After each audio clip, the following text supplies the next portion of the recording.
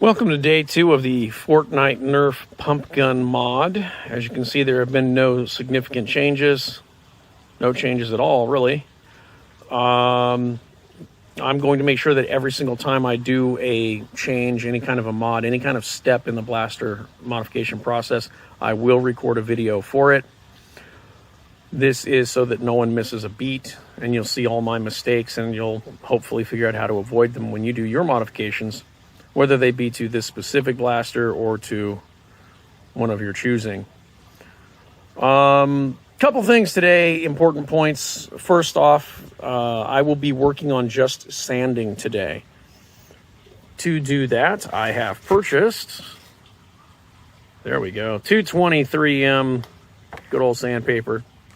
I will be using the old tried and true tactic, careful of the motion of the camera, of using a block of wood, wrapping the sandpaper around the wood, and then working on it that way.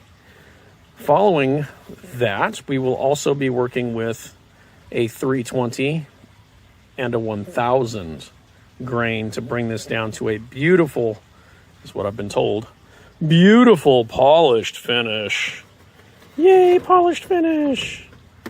So that handle will no longer be wood grained, but will be nice and shiny like the rest of the blaster, which will get it ready for stickers, paint job, and the like. Quick shout out to brickintheyard.com. That is BRICK intheyard.com. Of everyone that I've talked to, I should say professionals. I have had a few Nerfers respond, not many, but a few. You know who you are. About my Nerf projects and concepts. He is literally the first person to give me the time of day. As a businessman, as a guy who sells anything, he's the first person to actually sit down and have a little bit of a discussion with me. And he went from the foam used to make actual darts to the actual hard plastic resins and things of that nature to make the outer shells. In my case, to give you an idea of what this project is actually going to be about, I asked him about how to cast a mold for this specific shotgun. Why? Well, you'll find out if I ever finish.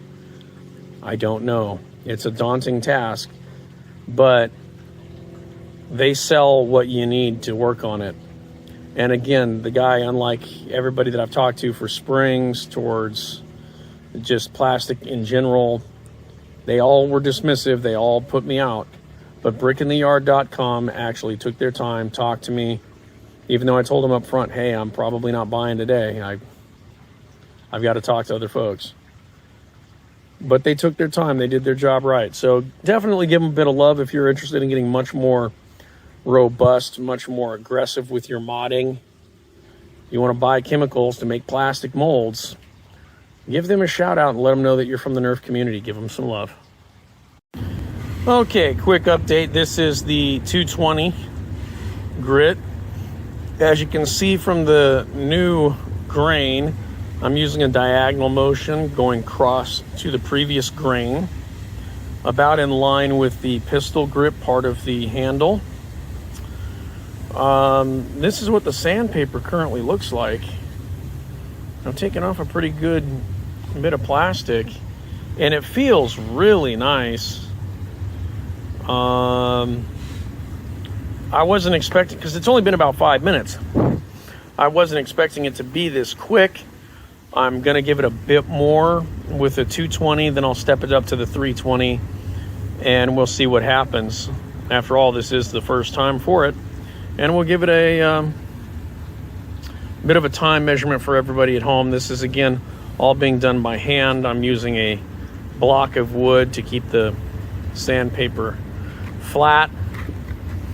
And I will let you know. Okay, I've actually rinsed off the handle with some water. You can see just how deep those gouges went from the original sanding. I'm probably not going to bother trying to take all of that out. It's just a lot of work to do. But overall, the Nerf logo, let me move my fingers. There we go. The Nerf logo is coming out pretty sweet, giving us a very smooth surface. I'm on 320 right now. Here's the other side. It's just, there we go. Tilt a little bit. As you can see, this side came out much nicer. This is the unpainted side, or the back side of the blaster.